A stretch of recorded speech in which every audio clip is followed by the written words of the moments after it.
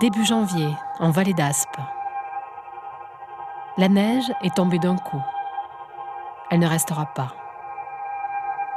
Dans un espace qui se resserre en défilé, pour s'élargir à nouveau et laisser la place, il y a deux sortes de gens. Ceux qui sont nés dans la vallée et ceux qui ont choisi d'y venir pour l'habiter. François Ravier est sculpteur. Depuis une quinzaine d'années, il mène ici une vie qu'il conjugue avec ses désirs d'artiste.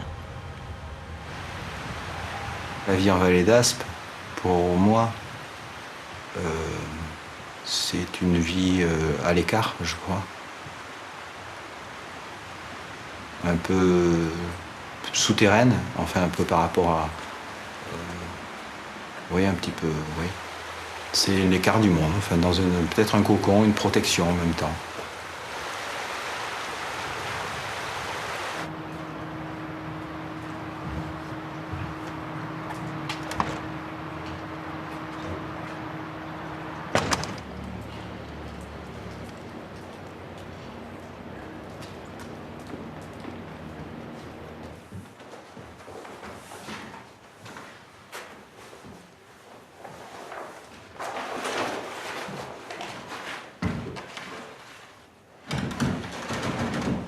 C'est un mode de vie qui essaie d'éliminer le plus possible des contraintes qui ne sont pas de l'ordre de ce que j'ai envie de faire. Enfin, c'était une course un peu contre le temps du travail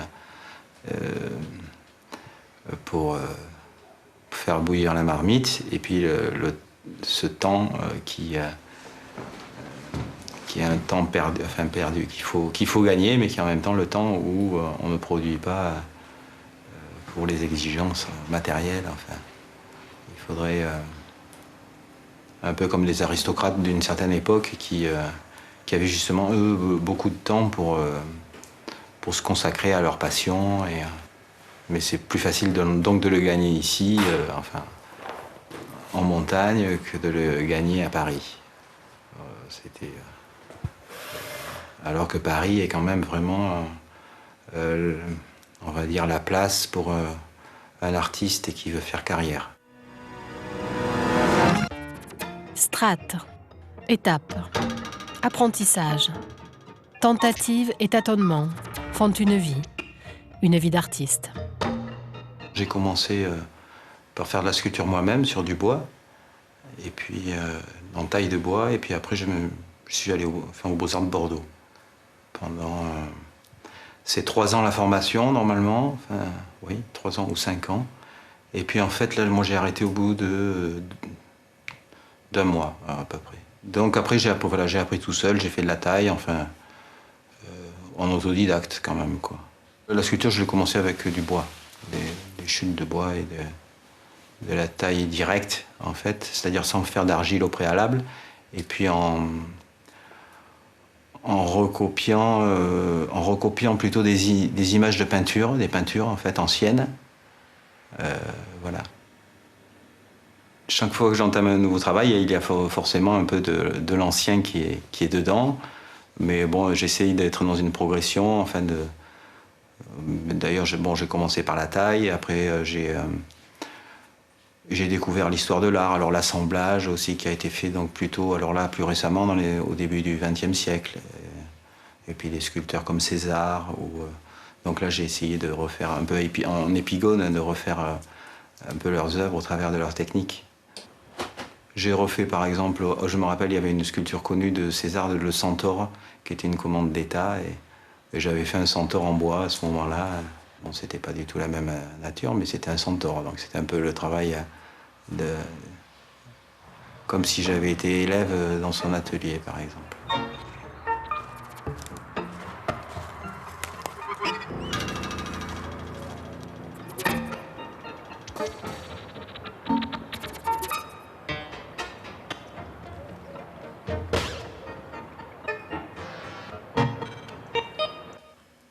Alors, les sculptures avec les traverses de chemin de fer, c'était il y a une quinzaine d'années ou 12 ans par là. Je pouvais me prêter justement à faire un travail comme ça avec des grands carrés en bois. et puis pouvoir tronçonner. Et donc là, c'était sortir déjà un peu de la sculpture classique, parce que j'essayais de représenter des formes, tout en même temps en les détruisant, enfin, bien un peu comme fait Baselitz.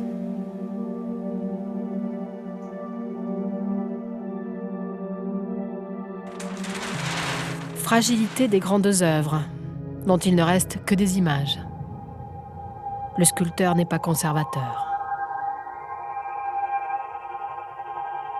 Vient le temps où les idées personnelles prennent forme. La matière change.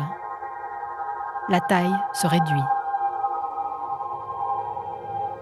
Les 3 grâces en fil électrique, en fil de terre, c'était un passage technique. Là, je passais, je commençais à travailler dans le moule. Et donc, je me suis servi du moule, en fait, et donc des 3 grâces que j'ai achetées aux ateliers de moulage des musées de France.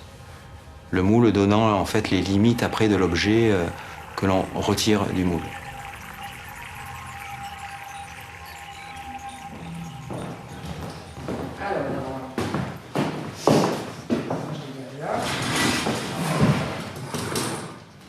Lisa, c'est ma compagne, et la mère de notre fille. Et elle est peintre. Et donc elle fait sa peinture, et puis moi je fais de la sculpture à côté. Elle a un peu de commande aussi ici. On n'est pas du tout dans le milieu de l'art, mais en fait on se rend compte qu'il y a des gens, des particuliers, enfin qui peuvent être intéressés d'acheter des tableaux qui ne viennent pas forcément ou des sculptures qui ne viennent pas forcément d'une galerie ou qui n'ont pas forcément une cote en eux-mêmes, mais qui sont des objets désirés. Enfin, ce ne sont pas vraiment des collectionneurs, ce sont des gens qui aiment et puis qui... Voilà. Voilà, attention au poil du nez.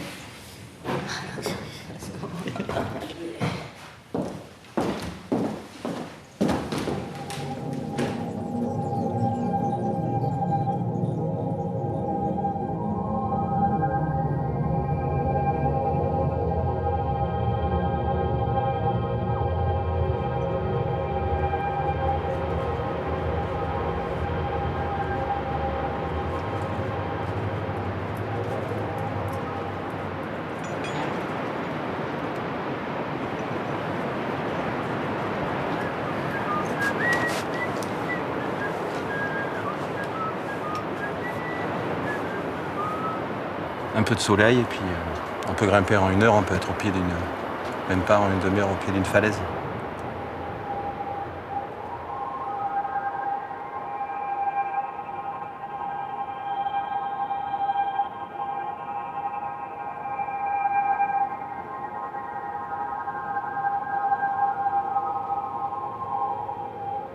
Le premier mois où j'ai vécu ici, parce que moi j'étais pas montagnard, je venais faire de l'escalade ici, mais je vivais pas vraiment. Et la première fois, je me suis rendu compte, j'ai fait une randonnée au-dessus de chez moi, 1000 mètres de dénivelé, c'est-à-dire une belle montée. Et en redescendant, je me suis rendu compte que je redescendais chez moi, comme si j'étais allé faire des courses. J'avais été tout à fait dépaysé par le paysage du haut.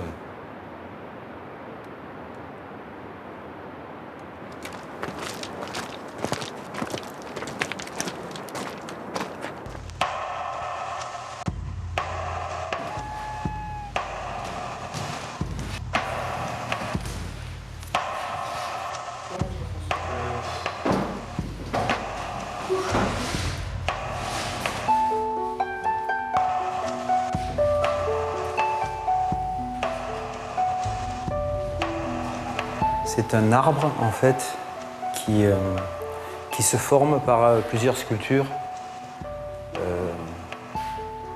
qui sont à l'intérieur et qui se répètent et qui s'agrandissent.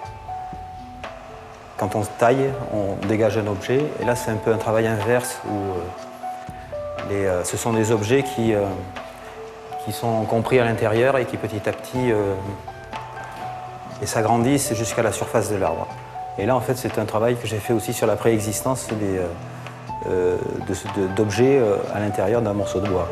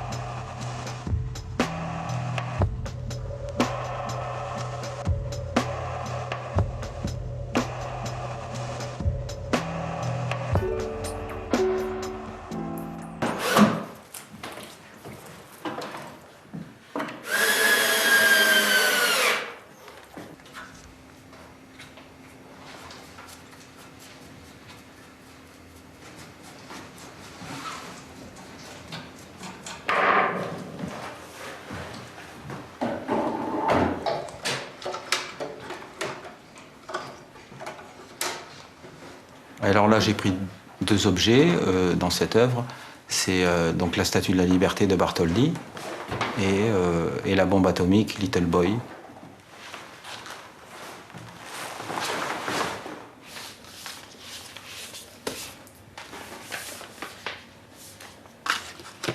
J'ai tout prévu au début, hein. J'ai pensé à la statue et à la bombe ensemble. C'est pas cette forme-là, c'est pas la charpente d'Eiffel qui m'a donné l'idée de la bombe. Ce qui m'a donné l'idée de la bombe, j'ai du mal à le dire, en fait, je sais pas trop. Enfin, je peux dire que c'est des objets qui sont... qu'il y a une confrontation entre les 2 objets, symbolique, enfin, et puis ils ont une configuration assez similaire aussi, assez proche. La sculpture n'est pas entière, donc il faut qu'elle soit reconnaissable. Et puis pour moi, c'est important aussi de faire revivre en tout cas des sculptures très connues, classiques, en fait, qu'on ne connaît que pour les images de leur surface quand elles sont entières. Hein. Mais si elles sont ouvertes, en fait, on peut y voir quelque chose à l'intérieur.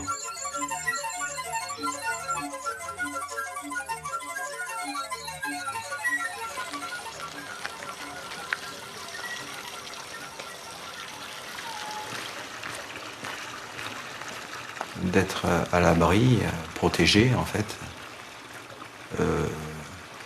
Et ça simplifie beaucoup de choses, quoi. C'est une façon un peu d'être...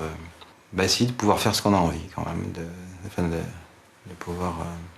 une tactique, oui, pour arriver à avoir ce temps et puis voilà, et puis être quand même tout à fait relié avec Internet, qui justement pour l'apprentissage ou se tenir au courant de l'histoire de l'art est parfait en fait. Donc on peut être vraiment tout à fait perdu et puis être tout à fait informé.